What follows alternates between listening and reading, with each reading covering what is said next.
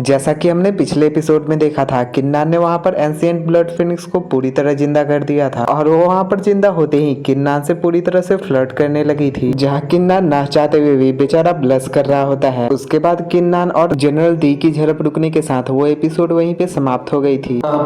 आगे एपिसोड 137 की स्टार्टिंग में हम जुआनमू कैंप को देखते हैं, जहां जियोंगलिंग और किन्नान चले आ रहे थे और जियोंग दुबई वहां पर हड़बड़ाए हुए थे। तभी वो किन्नान को जैसे ही देखते हैं वो उसके पास जाकर उसे ग्रीट करते हुए बोलते हैं, जनरल दुआन यहाँ पर आ गए, मुझे आपको अच्छी तरह से ग्रीट न करने के लिए माफ कीजिएगा, लेकिन ये काम थोड़ा जल्दी का है। जनरल लिन पहले से ही आपका मेन हॉल में इंतजार कर रहे हैं। और वो जियोंगलिंग को जैसे ही देखते हैं वो अपने बेटे को डांटते हुए बोलते हैं, तुम बदमाश, आखिर तुम यहाँ पर क्या कर रहे हो? तुम जानते हो ना आज का दिन जुआनमू कैंप के लिए कितना महत्वपूर्ण है। जिसपे जियोंग डरते हुए बोलता है, हाँ आज जुआनमू कैंप का रिवाइवल का दिन है। जिसपे वो उसे लात मारते हुए बोलते हैं, तुम जानते हो फिर भी यहाँ पर चले आए। जिसपे वो बहाना मारते हुए बोलता है, मैं तो यहाँ बस बॉस दुआन की सुरक्षा करने के लिए हूँ। जो सुनते ही उसके पिता और भड़कते हुए बोलते हैं, ये जुआनमू कैंप है, हमें तुम्हारी कोई जरूरत नहीं है, ये बकवास कहीं और जाकर करो। जहाँ किन्नान उन्हें शांत करते हुए बोल रहा होता है, शांत हो जाइए, शांत हो जाइए, बातों से हल निकल सकता है, इस तरह पिटने का कोई जरूरत नहीं है। जिसपे वो हंस के शांत होकर उसे ले जाते हुए बोलते हैं, हाँ कोई बात नहीं है, आप मेरे साथ आइए, मेरा बेटा थोड़ा नादान है, मुझे आशा है कि जनरल दुआन उसके ऊपर थोड़ा नजर रखेंगे। जिसपे किन्नान भी हामी भरकर उनके साथ जाते हुए बोलता है, हाँ जरूर जरूर, अगर वो कभी भी आपका अनादर करता है तो आप बस उसे पीट देना, और अगर कोई परेशानी खड़ी करता है तो आप मुझे भी बता सकते हो, मैं इसे इतना पीटूंगा कि इसकी माँ भी इसे नहीं पहचान पाएगी। हाँ कोई बात नहीं, आप मेरे साथ आइए। जो सुनकर बेचारा जियोंग भी उदास होकर वहाँ से जाने लगता है। और यार यहाँ पर मुझे थोड़ा सा इसके लिए बुरा लगा। खैर उसके बाद हमारा सीन शिफ्ट होकर याओजी के ऊपर जाता है, जो वहाँ पर ढेर सारे खाने खा शराब पीते हुए गुस्से में वहाँ पर दुआन किंग और इल्डर प्रिंसेस को याद करते हुए टेबल उठाकर फेंकते हुए बोलता है, दुआन की इल्डर प्रिंसेस, ये दोनों कमीने। और उतने में उसका सभी सामान वहीं पर हवा में रुक जाता है, जहाँ पर हम उसी वेंडा माउंटेन के एक एंसेस्टर के उसी सांप को देखते हैं जो याओजी के सामने आ गया था। जिसे देखकर याओजी बोलता है, वेंडा माउंटेन। जिसपे वो वहाँ पर अपने पालतू सांप से अपने असली रूप में आते हुए बोलता है, जरूर मैं इनलॉ हूँ वेंडा माउंटेन से। मैं समझता हूँ कि तुम्हारे टैलेंट की यहाँ पर प्रशंसा नहीं होती, जिससे तुम्हारे सपने भी पूरे नहीं होंगे। हम उस रास्ते पे चलते हैं जहाँ पर टैलेंट की कद्र होती है। मैं यहाँ तुम्हें इनवाइट करने आया हूँ। जो सुनकर याओजी हंसकर वहाँ पर जाम पीते हुए बोलता है,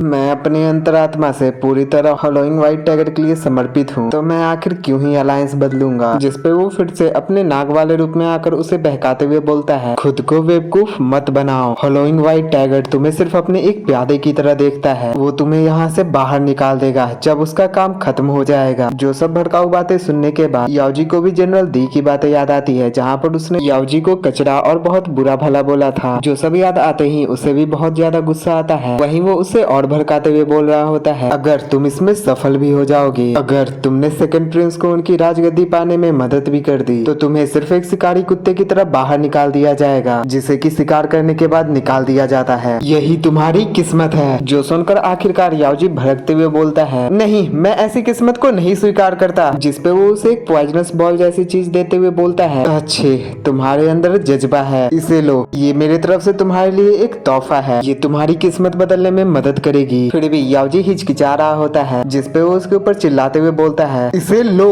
और याओजी के उसे लेते ही वो उससे बोलता है, कल्पना करो अगर तुम इल्डेस्ट प्रिंसेस को मार डालते हो तो इस साम्राज्य की राजगद्दी में उथल पुथल आ जाएगी, जिसके आरोपों से दुआन किंग चाहकर भी नहीं बच पाएगा। और तो और उन व्हाइट टाइगर कैंप के उन अभिमानी कुत्तों को भी पता चल जाएगा कि असली सबसे ताकतवर प्रोटजी है कौन। तो ये एक पत्थर से 3 चिड़ियाओं को मारने की तरह है। लेकिन याओजी उसके ऊपर भड़कते हुए बोलता है, बूढ़े इन, तुम्हें पता भी आखिर तुम क्या कर रहे हो। जिसपे वो बोलता है, तो फिर क्या तुम्हें पता है तुम्हें क्या चाहिए? हाँ मुझे अच्छे से पता है मुझे क्या चाहिए। क्या तुम्हें पूरी तरह यकीन है? हाँ मुझे पूरी तरह यकीन है। जिसपे इन ये बोलकर वहाँ से चला जाता है। अच्छे, बहुत अच्छे। उसके वहाँ से जाते ही वो सभी बर्तन टूटने के साथ हमारा सीन शिफ्ट होकर प्रिंसेस के सेरेमनी के ऊपर जाता है, जहाँ पर इल्डर पुराने रीति रिवाजों के अनुसार वहाँ पर प्रिंसेस के साथ सैनिकों के सामने अनाउंस कर रहे होते हैं, ये निर्णय किया गया है कि इल्डेस्ट प्रिंसेस को अब क्राउन प्रिंसेस बनाया जाता है। वहीं उधर वो अनाउंस हो रहा होता है और साइड में जियोंगलिंग अपना मोमो खरीदकर मस्त एकदम से रास्ते से खाते हुए जैसे ही जा रहा होता है, तभी वो अचानक से रुककर साइड में जैसे ही देखता है वहाँ पर एक सैनिक की लाश देखकर वो हड़बड़ा कर उसके तरफ भाग कर जाकर जैसे ही उसे देखता है, एक रॉयल गार्ड, आखिर इसे क्या हुआ? नहीं इसे मारा गया है। उसके बाद हमारा सीन शिफ्ट होकर फिर से उन्हीं एल्डर के पास जाता है। लोगों की रक्षा करने के लिए सिर्फ बाहुबल ही नहीं, लोगों के लिए अपने दिलों में प्यार, उनकी सुरक्षा, बुद्धिमत्ता और उनके लिए अच्छे से न्याय करने वाला होना चाहिए। वहीं उन्हीं में से एक गार्ड को हम घूरते हुए देखते हैं, जो कि जरूर से याओजी होगा। और दूसरी तरफ जियोंगलिंग वहाँ पर एक दूसरे गार्ड को बुलाकर उसे उस मरे हुए गार्ड को दिखाकर वहाँ से दौड़ के जाकर फिर से वापस आकर उसे कुछ बताता है, जहाँ पर हमें उन दोनों की बातें छोड़कर बैकग्राउंड में उन एल्डर की आवाजें सुनाई दे रही होती है। जिसके बाद फिर से हमारा सीन शिफ्ट होकर उन एल्डर के पास जाता है, जो वही रॉयल ऑर्डर प्रिंसेस को पास ऑन करते हुए बोलते हैं, बधाई हो योर हाइनेस, ये सैक्रिफाइशियल सेरेमनी अब पूरा हुआ। उन ईस्टर्न पैलेस के उलझनों में उलझने से पहले ये बूढ़ा मिनिस्टर यहाँ से विदा लेता है आगे की और भी सारी तैयारियां करने के लिए। जिसपे प्रिंसेस उन्हें ग्रीट करके बोलती है, आपका शुक्रिया ग्रैंड मास्टर, इस सेरेमनी के लिए आपने मुझे बड़े होते हुए देखा है, तो कृपया करके अपने आप पर ज्यादा बोझ नहीं डालिए और हाँ, अपने सेहत का अच्छे से ध्यान रखिए। जिसके बाद वो वहाँ से जाने लगते हैं। तभी प्रिंसेस भी उनमें से एक गार्ड को अपना एक रॉयल स्क्रॉल पकड़ा देती है और वो उसे लेकर जैसे वहाँ से जाते हैं, वहाँ पर वो सैनिक बना हुआ याओजी अपने मन में बोलता है, बस यही वो जीवन में मिला हुआ बस इकलौता मौका है, ऐसा मौका फिर कभी दोबारा नहीं मिलेगा। अगर मैंने अभी कुछ नहीं किया तो हम अपना ये बेहतरीन मौका खो देंगे। और वैसे ही वो अपने आसपास में देखने के बाद अपने सामने वाले सैनिक के खोपड़ी में अपना भाला घोंपकर उसे जान से मार डालता है। जो देखते ही बाकी के सैनिक उसके ऊपर टूट पड़ते हैं, लेकिन वो सभी याओजी के सामने कुछ नहीं थे। वो काफी आसानी से वहाँ के उन सभी सैनिक को हरा देता है। जिसके तुरंत बाद वो प्रिंसेस के ऊपर जैसे ही हमला करने जाता है, जियोंगलिंग अचानक से उसके सामने आकर उसे काफी आसानी से काफी दूर पटक देता है। साथ ही प्रिंसेस भी अपने फॉर्मेशन से उसके ऊपर हमला करती है, लेकिन वो साइड में हटकर बच जाता है और वो इन लाओ के दिए उसी पिल को खाने की कोशिश कर रहा था कि तभी प्रिंसेस के हमले से उसका वो कपड़ा जल जाता है। जिसे देखकर जियोंगलिंग चौंक कर गुस्से में उससे बोलता है, याओजी तुम। लेकिन याओजी उस पिल को खाने के बाद उसे बहुत ही तेज दर्द होता है, लेकिन उसके शरीर पर काले कलर के नाक बनने के साथ उसका ऑरा काला और बहुत ही ज्यादा बढ़ गया था। जिसपे इस बार वो जियोंगलिंग को एक मुक्के में ही काफी दूर फेंक कर घायल कर देता है और तुरंत से वो प्रिंसेस के ऊपर भी हमला करने जाता है, जहाँ प्रिंसेस भी उसके ऊपर हमला करती है। लेकिन इस बार याओजी के ऊपर उनके हमले का कोई भी असर नहीं होता। जहाँ वो प्रिंसेस के ऊपर हमला कर पाता कि उतने में ही जियोंगलिंग जैसे तैसे उठकर फिर से उसके ऊपर हमला कर उसे पीछे कर देता है। जहाँ इस बार याओजी उसे काफी दूर फेंक कर उसके ऊपर एक खतरनाक घातक हमला करता है, जो देखकर प्रिंसेस को भी जियोंगलिंग की चिंता होने लगती है। तभी याओजी खड़े होकर एक इविल स्माइल के साथ बोलता है, उन चीजों को करने की कोशिश मत करो जो तुम कभी नहीं कर सकते। और वो पीछे घूमते हुए बोलता है, और तुम। जहाँ इन अपने नाग वाले रूप में आकर वहाँ पर एक पॉइजनस बैरियर बना देता है, जिसके बैरियर बनाते ही वहाँ के आसपास के सैनिक बेहोश हो जाते हैं। जिसके साथ ही ये धमाकेदार एपिसोड यहीं पे समाप्त हो जाती है। एपिसोड 139 की भी स्टार्टिंग वहीं से होती है, जहाँ पर उन सभी सैनिकों के बेहोश होने के बाद याओजी जियोंगलिंग को गले से पकड़कर उठाकर उसे दूर फेंकते हुए बोलता है, क्या बस इतना ही। जिसके बाद याओजी को प्रिंसेस की तरफ बढ़ता देख जियोंगलिंग प्रिंसेस की चिंता करते हुए बोलता है, प्रिंसेस योर हाइनेस। वहीं याओजी अपने भाले से प्रिंसेस के ऊपर हमला करते हुए बोल रहा होता है, आज मेरे पास जो कुछ भी है मैं वो सब आपको लौटाता हूँ। मैं आज जहाँ खड़ा हूँ इसके लिए आपका बहुत बहुत शुक्रिया। जहाँ प्रिंसेस उसके हमले से बचने की कोशिश करती है, लेकिन उसका भाला उनके शील्ड को तोड़कर जैसे ही उनको लगने वाला था, जियोंगलिंग खुद को सैक्रिफाइस कर प्रिंसेस को वहाँ पर बचा लेता है और उन्हें दूर ढकलते हुए बोलता है, योर हाइनेस प्रिंसेस भागिए यहाँ से। वहीं याओजी जियोंगलिंग को उसी तरह बहुत बुरी तरह पटकता है। तभी जियोंगलिंग अपनी ताकत से उस भाले को तोड़ देता है और याओजी को फिर से प्रिंसेस की तरफ बढ़ता देख जियोंगलिंग निराश होते हुए बोलता है,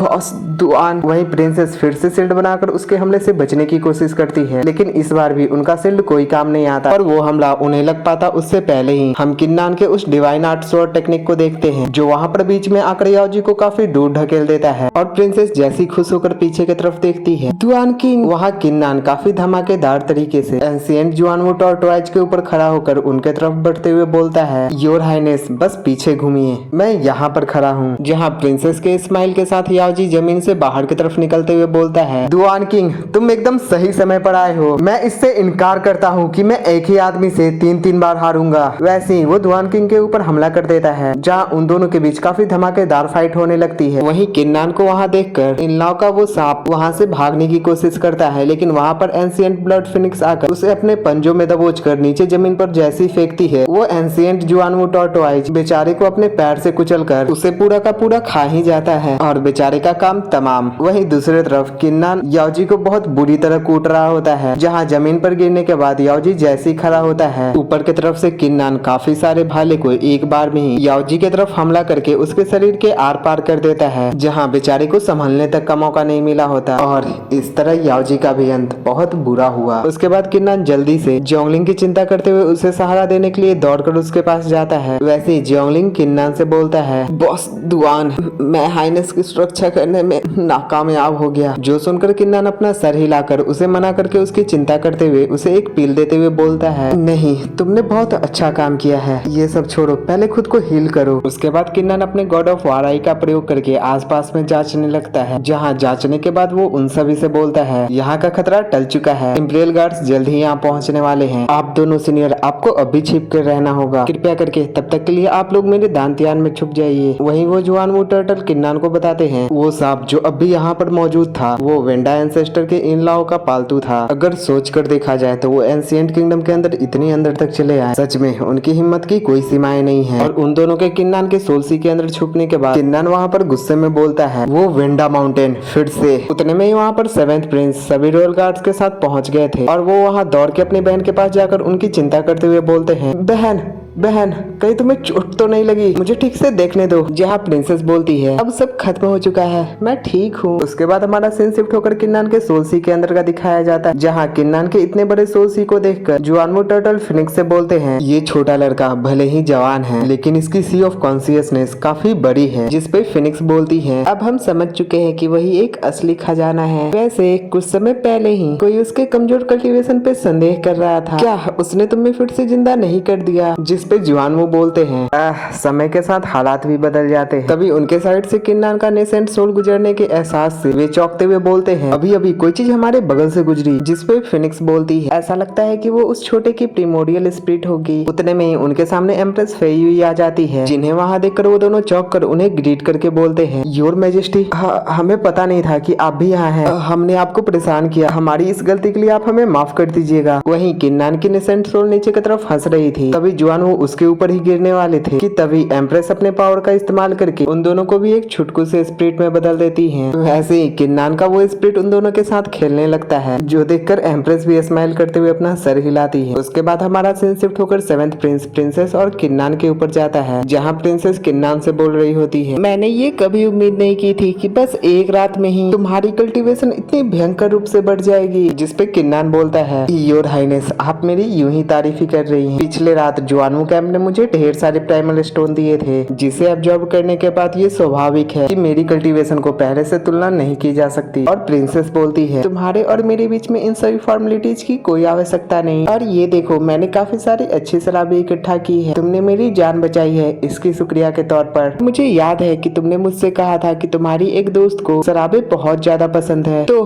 तुम मेरे इन इकट्ठा किए में से जो चाहो वो ले सकते हो। जो सुनते ही किन्नान खुश होकर अपने मन में बोलता है, अगर म्याओ जैसी इन सभी अच्छे शराबों को देखेगी वो जरूर से उत्साह से भर जाएगी। और वो अपने मन ही मन में ख्याली पकाते हुए बोलता है, और हो सकता है शायद से वो कहे, जाओ नान जी, तुम मेरे लिए बहुत ही ज्यादा अच्छे हो, तुम्हारे करीब रह के मुझे बहुत ही अच्छा लगता है। जिसपे किन्नान बोलेगा, हाँ जब तक तुम खुश हो। तभी प्रिंसेस किन्नान को होश में लाते हुए बोलती है, दुआन किंग। जिसपे बेचारा होश में आकर शर्माने के बाद बोलता है, मैं भी ये क्या सोच रहा हूँ, म्याओ कभी भी इतनी क्यूट नहीं है। जिसके बाद प्रिंसेस बोलती है, दरअसल वैसे कुछ और भी है जिसपे मुझे तुमसे चर्चा करनी है। हालांकि मुझे ये पूरी तरह यकीन तो नहीं कि व्हाइट टाइगर कैंप ने वेंडा माउंटेन के साथ हाथ मिला लिया है, लेकिन मुझे ये पूरा यकीन है कि सन व्हाइट टाइगर का इरादा शुरू से ही हमारे प्रति कुछ बुरा है। मुझे ऐसी शंका है कि पुराने एम्परर के स्टैचू के अंदर जो कुछ भी है वो उसी से कुछ जुड़ा है। तो हो न हो हेवन वर्शिप सेरेमनी के दिन ही वे लोग शायद से अपनी चाल चलेंगे। उसके बाद हमें अगले दिन सेरेमनी का दिन दिखाया जाता है, जहाँ पर सभी रॉयल गार्ड्स और सभी कैंप के जनरल के साथ इवन एम्परर भी उस बड़े से स्टैचू के सामने उनकी वर्शिप कर रहे थे। वहीं बैकग्राउंड में प्रिंसेस बता रही होती है, आखिर ऐसा क्या ही है उस मूर्ति के अंदर। पुराने एम्परर के एसेंड होने के बाद उन्होंने एक सुप्रीम ट्रेजर और अपनी एक भविष्यवाणी उस मूर्ति के अंदर छोड़ दिए थे। जनरल का कहना था कि 1000 साल बाद जब हेवन वर्शिप सेरेमनी होगी, वहाँ पर एक कल्टीवेटर होगा अपने 8 ग्रेड मार्शल सोल के साथ, वो उस मूर्ति के साथ जुड़ेगा और उस समय वो ट्रेजर एक heaven seven grade marshal soul के अंदर बदल कर उसकी किस्मत बदलेगी, जहाँ वो उसके मार्शल एंसेस्टर में ब्रेक थ्रू करने की संभावनाएं पैदा करेंगी। और वहाँ पर उन सभी जनरल और एम्परर के साथ साथ उस बड़े से मूर्ति के नीचे सन व्हाइट टाइगर को देखने के साथ ये एपिसोड यहीं पे समाप्त हो जाता है। अगर आपको ये वीडियो थोड़ा भी पसंद आया हो तो प्लीज वीडियो को लाइक कर देना, चैनल को सब्सक्राइब करके बेल नोटिफिकेशन ऑल पे सिलेक्ट कर देना और कमेंट सेक्शन के बगल में एक हाइप का ऑप्शन आता है, तो अगर आप चाहो तो वो भी कर सकते हो और एक प्यारा सा कमेंट कर देना।